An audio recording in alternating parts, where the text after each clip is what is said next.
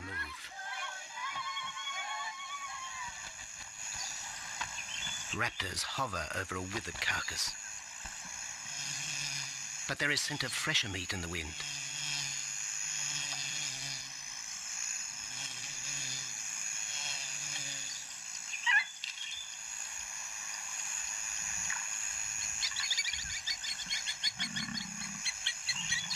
Pickings had been slim for Nabamba's pride since her fight with a startled warthog. The lioness is limping from the encounter. And even the pride's big male, Jabu, wonders when his next meal will come.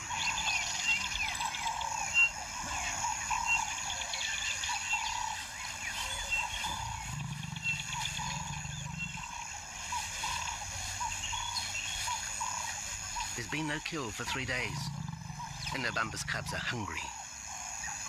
Survival is tough across this tawny continent, and for the lions of Pinda Reserve, etched into the heart of Zululand, only those with speed and cunning will eat.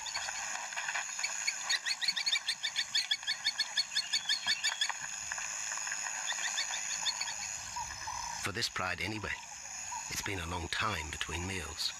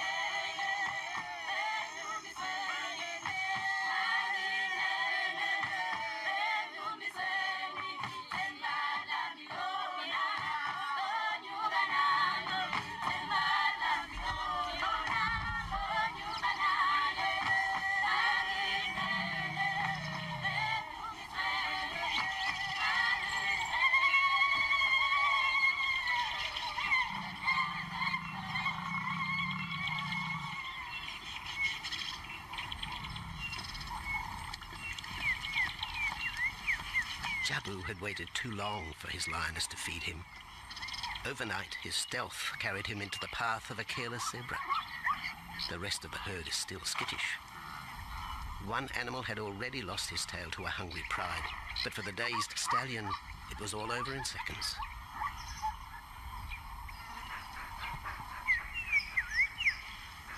The big male watches his kill from a distance, exhausted by the chase, exhilarated by the sport.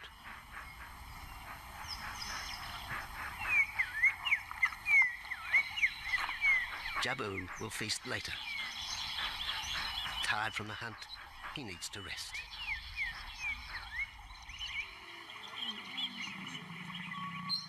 But his prey will be safe. Few scavengers will risk the sudden return of the Lion King.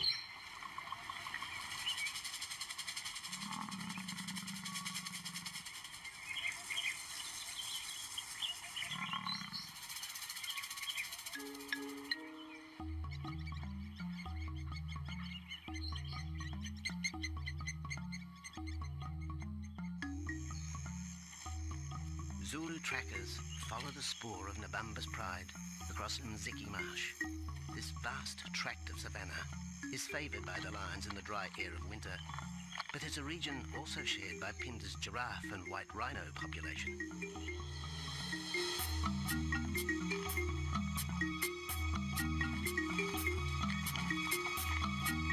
Through modern times, most of southern Africa's wildlife has been ravaged by hunting and habitat loss.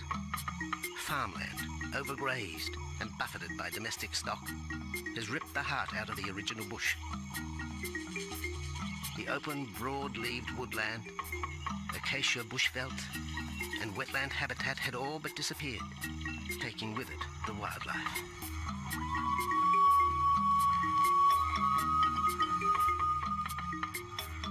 A few years ago, the Pinda project was born. 17,000 hectares of farmland bought up in KwaZulu-Natal along South Africa's eastern seaboard. What followed was the largest game restocking program ever seen on the subcontinent.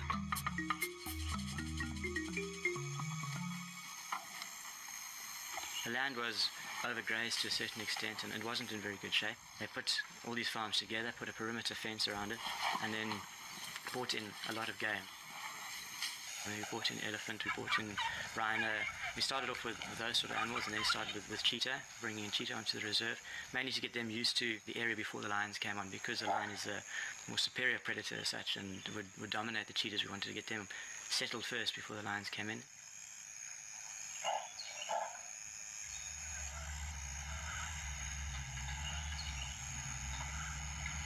Andrew Lewis is habitat manager at Pinda, one of those committed to the restoration of southern Africa's ecosystem.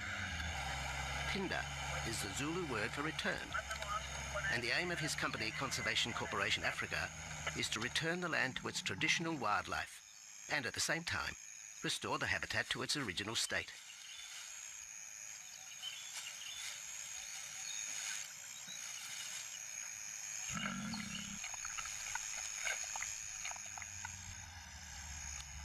Pinda is cautiously open to top-level tourism, limited and luxurious. Dreams of extending the green frontier require funds, and the reserve's lion pride has already earned its keep.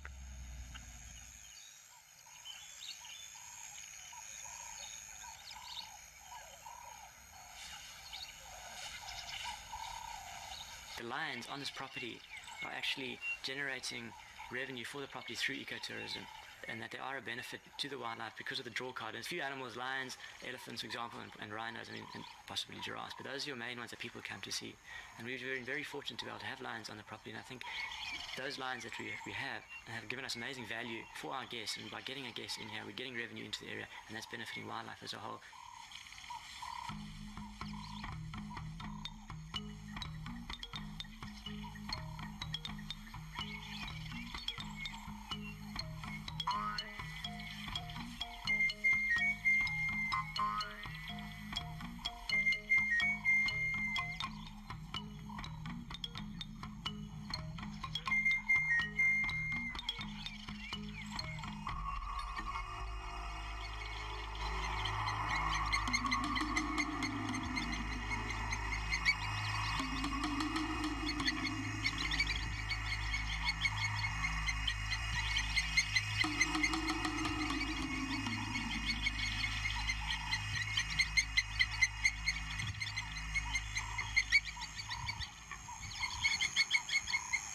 Jabu has returned to his kill.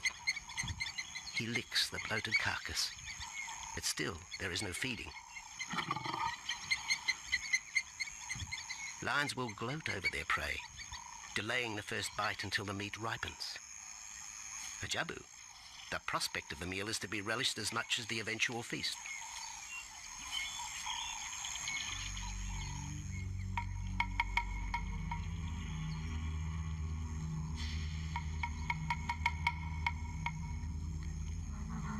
Meanwhile, Nabambo's pride is on the prowl. The older cubs are 10 months now, weaned, but still dependent upon Nabambo for food.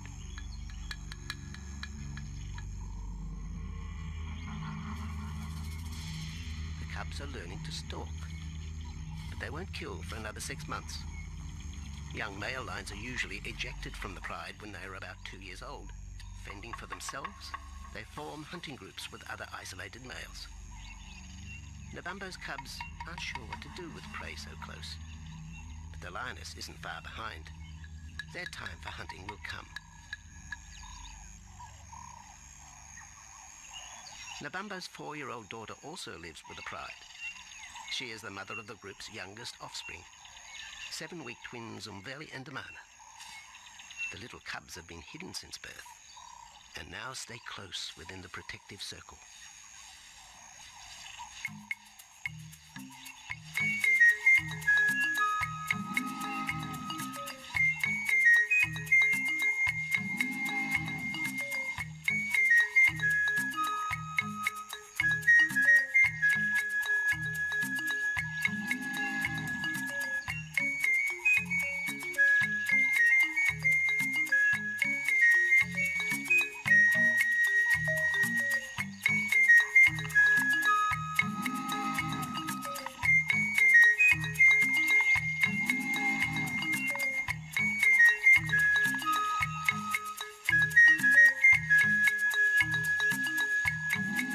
Jabu has little time for his small cub. When he is older, the mana will hunt with his father, but for the moment, the big male has nothing to do with his young son. Dejected, the cub finds solace among his siblings.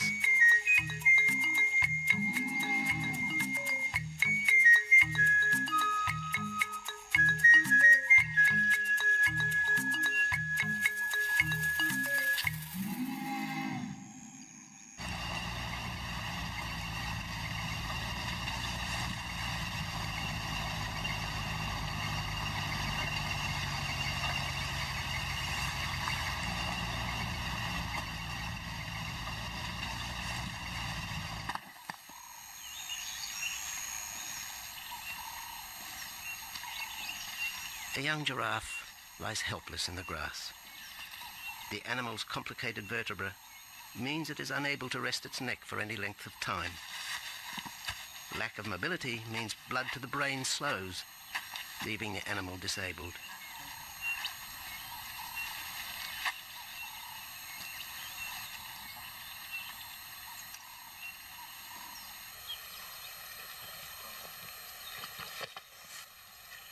Efforts to lift the head fail, and rather than leave the giraffe vulnerable to predators, the young bull is shot by rangers.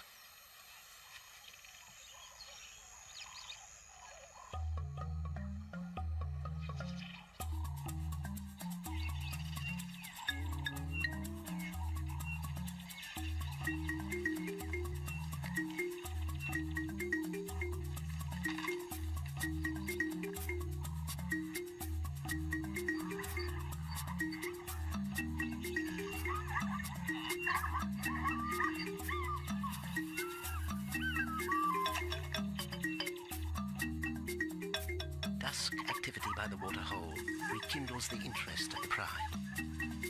Nabambo is typical of most big cats.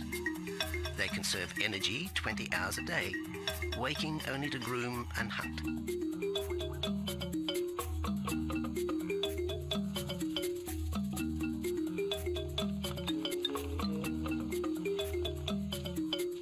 The lioness shows little sign of her injured leg, but the tusks of the warthog have torn sinew and muscle, slowing her in pursuit of prey.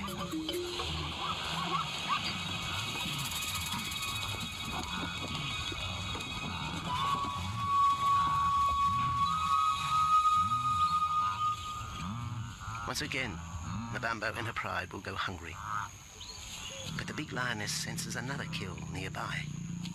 A young giraffe slain by humans will provide meat for her cubs. Leaving the pride, Nabambo follows the scent.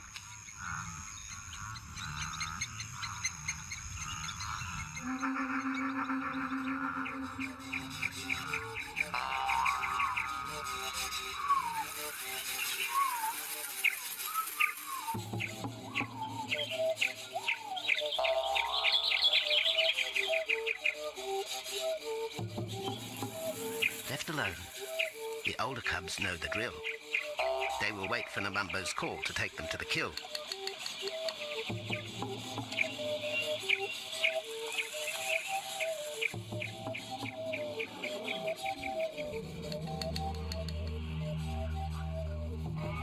The day moves into shadow. The cubs are restless and a little afraid. Adult lions have few enemies, but cubs, even those 10 months old, are at the mercy of leopard and other predators.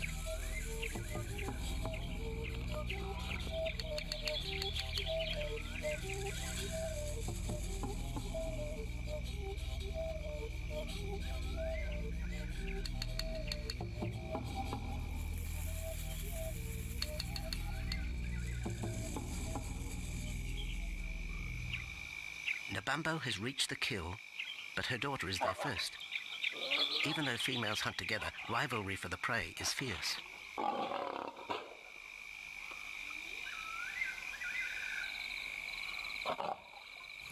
The big lioness begins the trek back for her cubs, but the youngsters have heard her call and they meet halfway.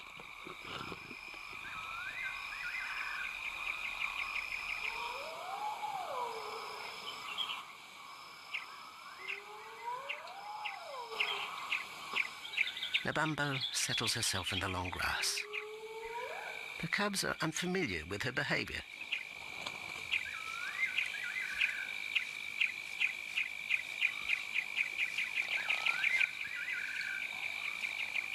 A female will usually head the charge with any kill, splitting the hide of the victim and leading the way for the pride to eat.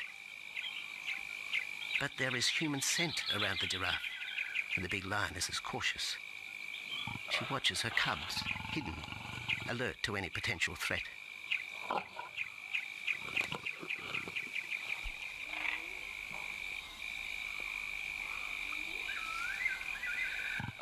The cubs are curious, confused by this new smell.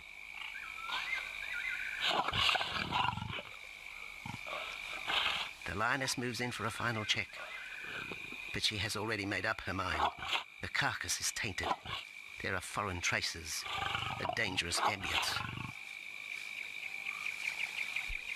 Instinct tells her this is not food fit for her cubs. Disappointed, the bambo moves away, the scent of another night stalk already in the wind.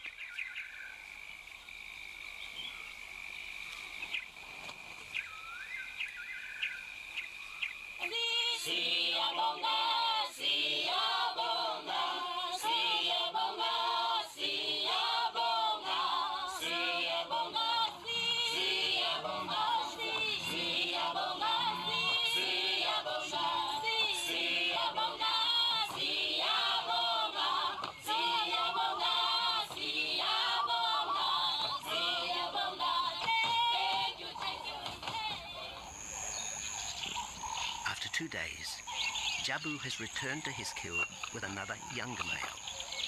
3-year-old Tembi is a son from a previous liaison with Nabambo, and the two paired up after Tembi was ousted from the pride.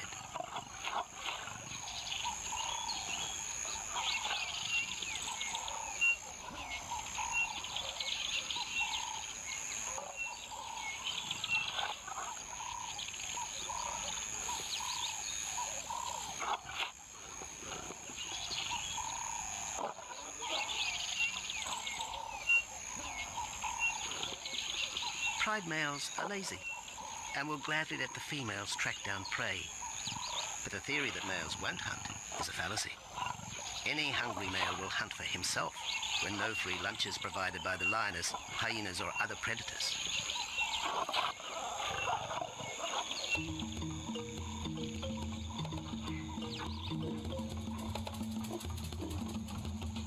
Smaller creatures scatter in the vicinity of the two lions. There will be no hunting for a while. Bloated after the zebra kill, both males will sleep for the next day, oblivious of their surroundings.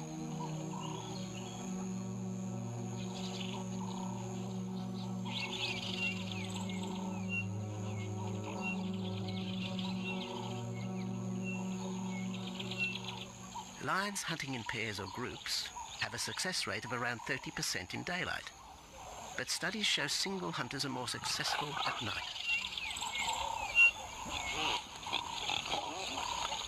Lions are sociable cats, the only group to take part in communal hunts.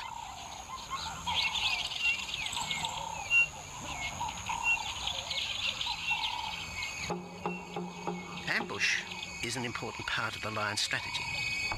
Often one pride female will round up the prey from the front, driving it towards a second lioness.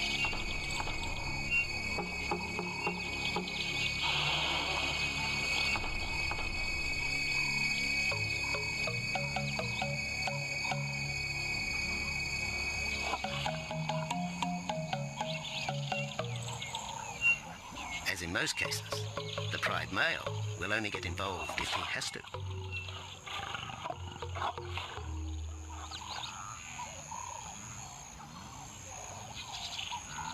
Accidents involving humans are rare in southern Africa's game reserves. Our primal fear of being eaten has been well documented, but in fact, lions seldom attack if they're not provoked. At Phinda, great care is taken to limit the number of people viewing game. Emphasis is placed on causing the animal as little stress as possible.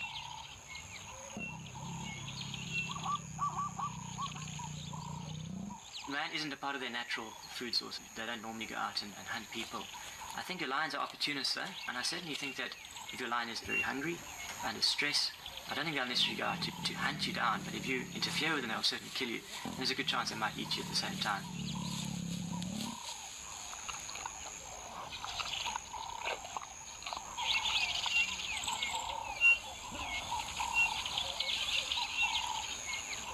With all animals, is how you treat them is what's the reaction you're going to get back from them. Certainly at Pinda, all our guides go through a training course and they're all brought up to a certain standard. There is a certain operating ethic with regards to viewing animals, and we certainly try and be as sensitive to the animals as possible.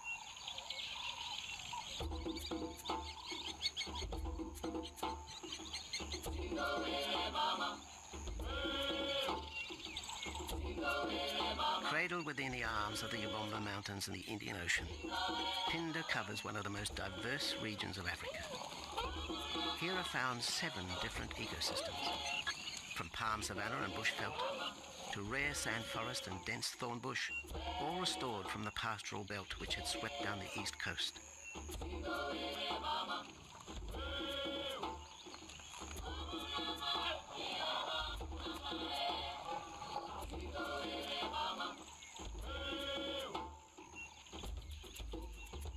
Where cotton, pineapple and cattle farms once stood, lion now roam their habitat again, alongside some traditional neighbours.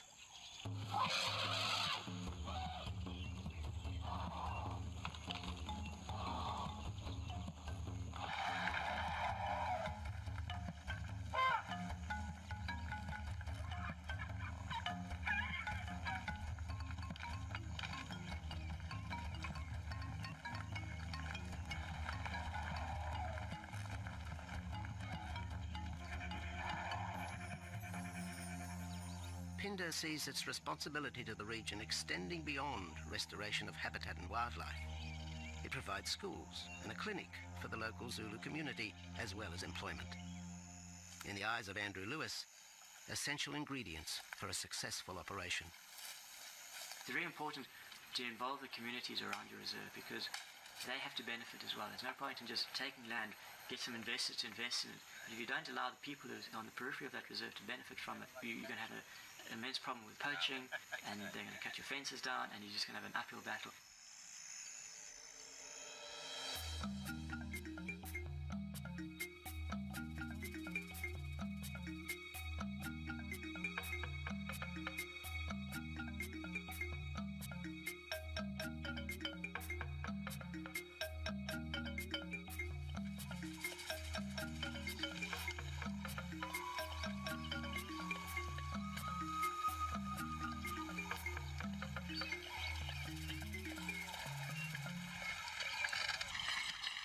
In 1992, the Pinda lions were among the first of the big 5 animals to be relocated to the reserve.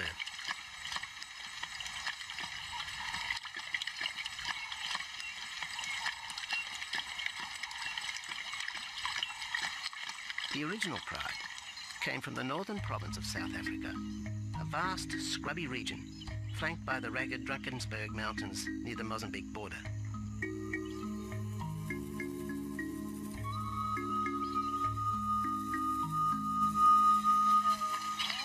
Peter Rogers helped round up Pinda's first pride, handling the lion's capture and subsequent move south. Today, he's head vet at the Hoedspruit Research and Breeding Centre for Endangered Species, overseeing its cheetah breeding program.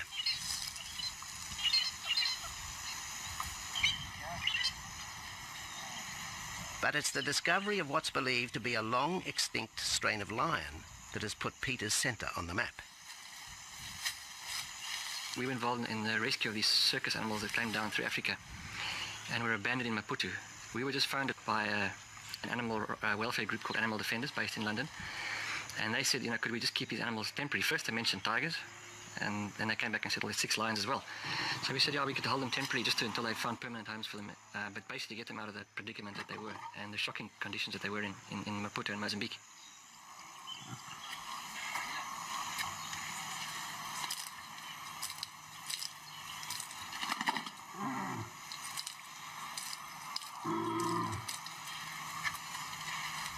When the lions arrived at the breeding centre, their size, pale colouring and the male's thick black belly mane put them into the category of the Cape or Barbary lion, not seen in the wild since the early 1920s.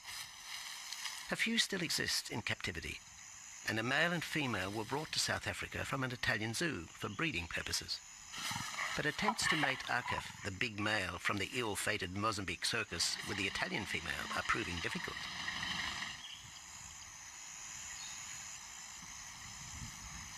Akef is overprotective, even preventing the lioness from eating when the meat truck arrives.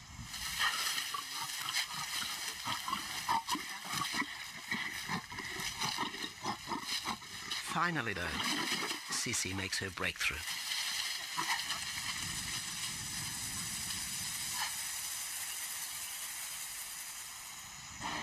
We'll see you up in the front there, Mark. You're going to go to that sort of middle central area. Where are you going to go? In the next enclosure, Arturo, the Italian Barbary male, is about to be sedated. His attention to his sister Cece through the fence is hampering mating efforts, and Peter Rogers is keen to move the big male. He shoots the dart into Arturo's rump. Arturo has been sterilized, but while his breeding days are finished, he'll live out his days at the center. His female companion, another Barbary from the Mozambique circus, is drawn away by the meat truck.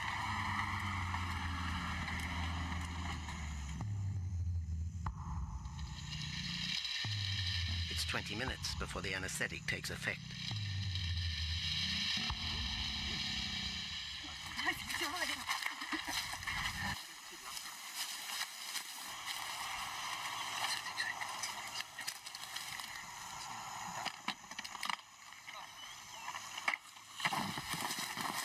Nice to be the supervisor.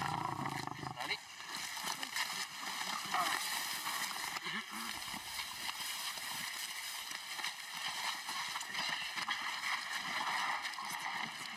You need all your help at the bottom just to put him back into the cage, okay? Yeah.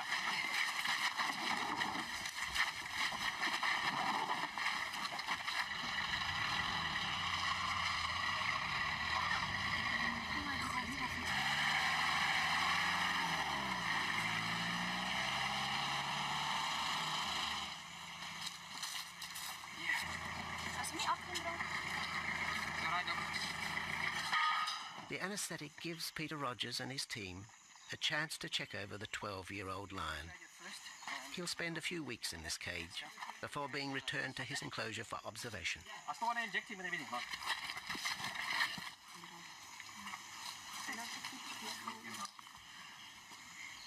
It's very exciting to be part of this project because they feel that there are perhaps not many Barbaries, if any, that are really pure, that are left even in captivity. They feel that over time other animals from other genetic bases are brought in. So there's a big project afoot at Oxford University to do the genetics. So that's just getting off the ground now. Okay. We just put under the skin and the neck if we can find the skin under this big beard of his.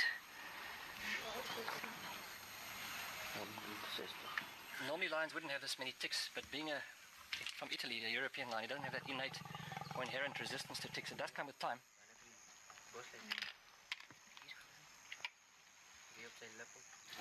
Take a bit of it like this.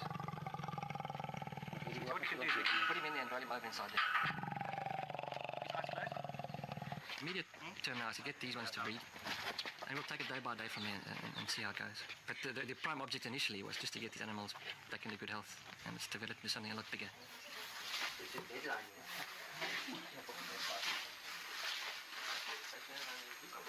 Yeah.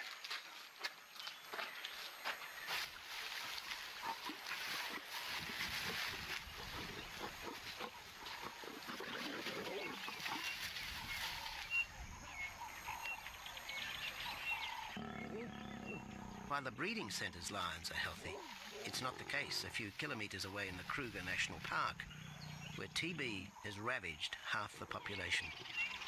Infected buffalo had been blamed for the outbreak, primarily in the south of the park, and attempts are being made to fence off the diseased area.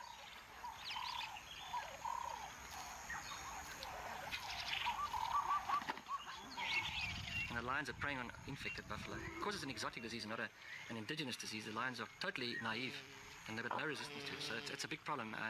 It's a very difficult decision to make as to what to do. It's a very topical and heated subject at the moment.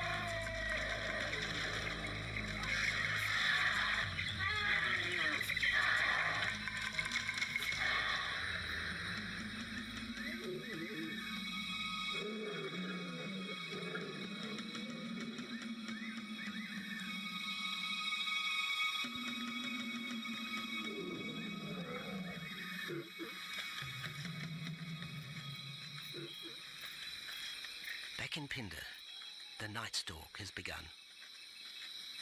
Nabambo keeps her cubs close. They're hungry, but tonight only impala can be tracked down, a morsel for the lioness. Food is scarce at this time of year, so the pride's territory covers a large area. Lions can only afford to be territorial where there is a reliable supply of game.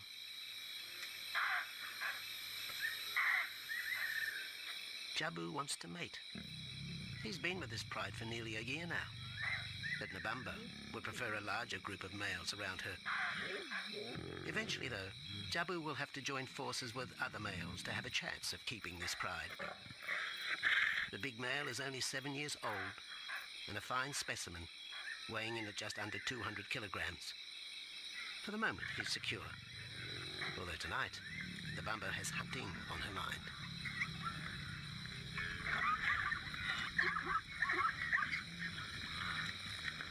The cubs follow in the lioness's wake. If there is a kill, she will feed first. Often, weak cubs lose out to a hungry mother. High juvenile mortality rates are the result of lean times.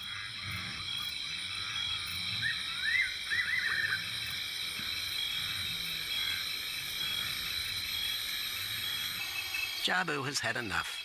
He's been walking for hours. Sleep is more important. And the zebra he ate 2 days ago will suffice for another night.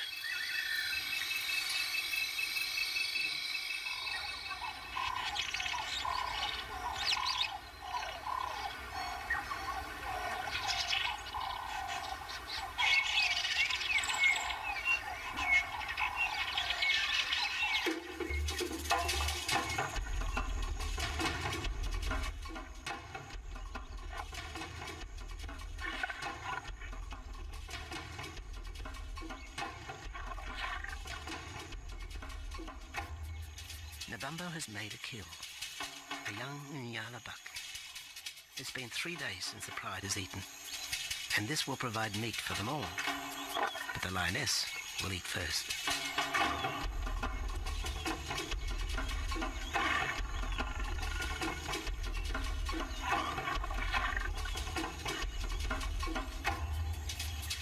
The cubs know the routine.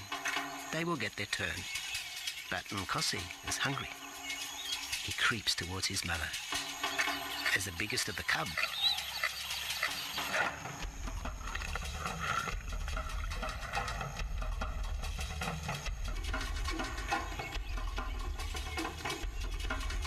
Nkosi watches. A lioness can eat more than 20 kilograms in a single sitting. This could be a long wait for the little cub. Nkosi approaches the kill cautiously.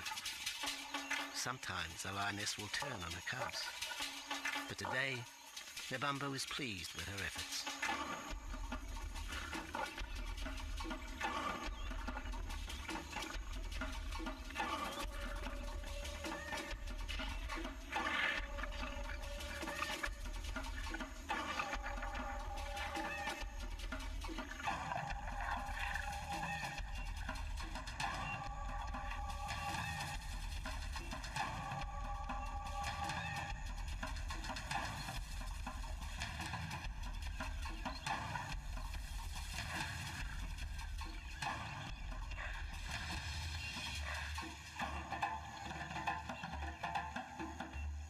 Nabambo has had her fill, for the moment anyway.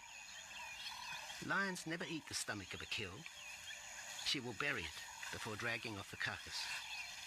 This way, hyenas and other predators are thrown off the scent. The evidence has been buried. The carcass is no more.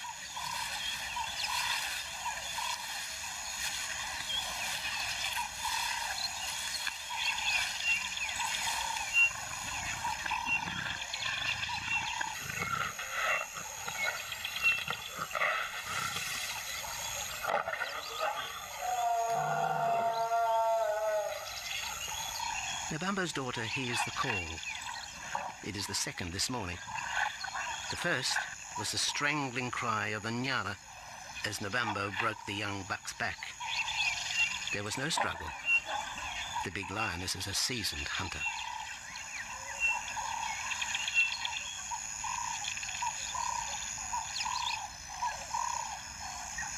The rest of the pride will feast on the carcass after Nabambo retires. But first, they will drag it into the bushes, away from prying eyes, away from raptors already circling the kill scene.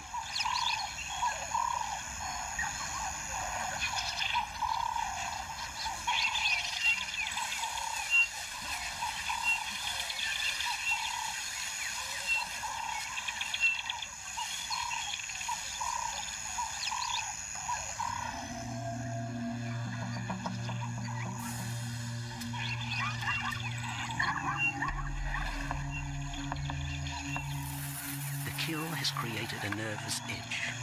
Even the hippo, its bad-tempered legionary, is flustered, anxious to protect its waterhole. Wildebeest are a favourite prey for lions. Naturally, they feel vulnerable. But for the pride, there is no agitation. Gorged, they will sleep for the next day. Even Mveli and Damana, the 7-week twins, have tasted blood for the first time. But it will be many months before they take part in a hunt. For the moment, they just want to play with Nkosi.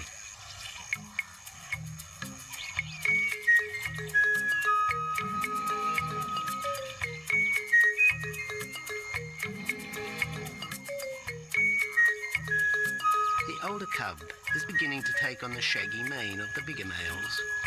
Within 18 months, he will be hunting with them, competing for his own pride. In the meantime, though, he has to contend with his young siblings.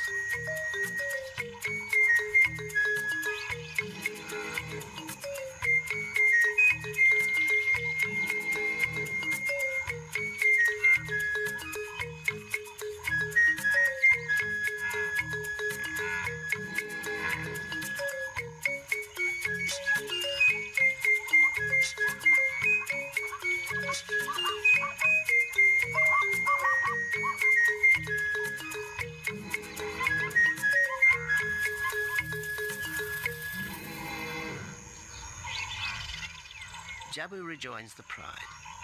He has missed out on the kill, but he didn't share his zebra with the rest of the pride the previous day.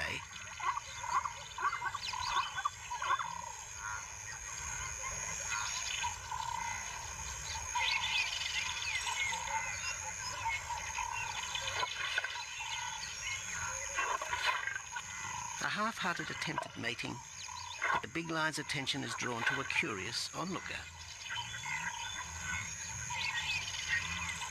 With the pride so close, the giraffe won't be sitting for long.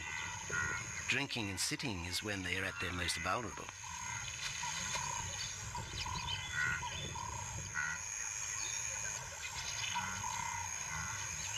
Jabu keeps an eye on his group. Pride takeovers by other males are common, and savage fights can occur between the pride male and the intruder. If a takeover is successful, the new male will usually kill all the suckling young of his former rival. When a nursing mother loses her cubs, she comes into heat within a few weeks. The normal interval between cubs is about 2 years, with a gestation time of 3 to 4 months.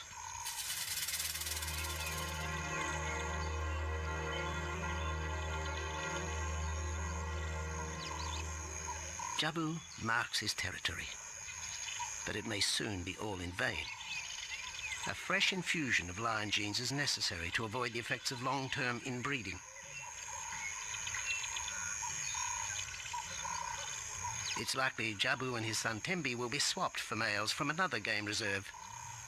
This will broaden the bloodlines of future lions and avoid the genetic risks currently facing the pride at Pinda.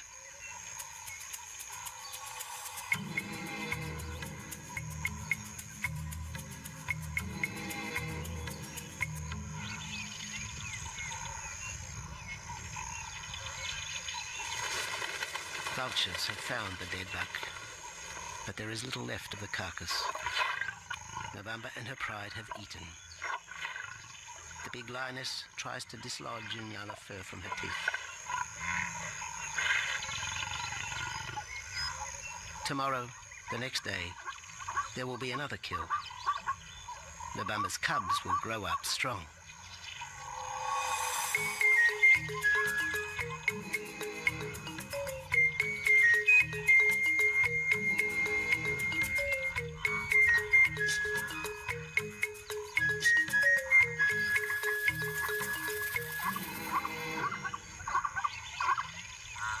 The lion is the greatest of all predators, the essence of all that is Africa. And yet, there are fewer than 50,000 left in the wild. The future for the species lies in managed reserves such as Pinda. Here in Zululand, the lion roams free for the first time since the beginning of this century. At Pinda, the philosophy has always been simple. Africa's wildlife land, undervalued and underutilized, is the continent's most precious natural resource. Focusing on the animals, their habitat and local communities is just the beginning of an African renaissance. Pinda is, after all, the Zulu word for return. Maybe, too, it's a chance for man to redeem himself just a little.